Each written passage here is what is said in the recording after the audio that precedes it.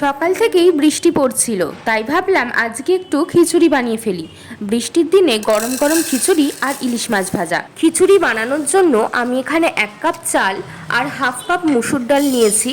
এবার চাল আর ডালটাকে ভালো করে ধুয়ে পরিষ্কার করে নেব।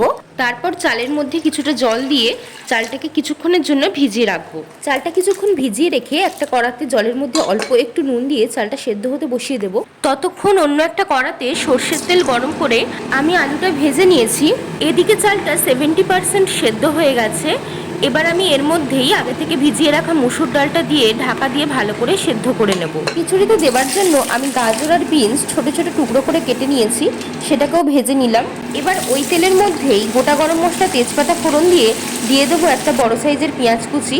পেঁয়াজটা একটু ভেজে নিয়ে তার মধ্যে দেব 1 টেবিল চামচ আদা বাটা, 1 টেবিল চামচ রসুন বাটা, দুটো চেরা কাঁচা লঙ্কা, একটা মাঝারি সাইজের টমেটো কুচি, স্বাদ মতো নুন, হাফ চা চামচ হলুদ গুঁড়ো, অল্প লঙ্কা গুঁড়ো দিয়ে ভালো করে কষিয়ে নিয়ে আগে থেকে ভেজে রাখা আলু, গাজর আর বিনস আর অল্প একটু টমেটো কুচি দিয়ে জল ঢেলে সেদ্ধ করে নেব।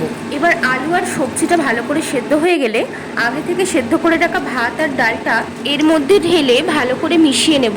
এবার লো ফ্লেমে 5 থেকে 7 মিনিট রান্না করে নিয়ে শেষে নামানোর আগে হাফ চা চামচ গরম মশলা আর 1 টেবিল চামচ ঘি দিয়ে আবারও ভালো করে মিশিয়ে নিয়ে নামিয়ে নেব। খিচুড়িটা খেতে কিন্তু দারুণ হয়েছিল।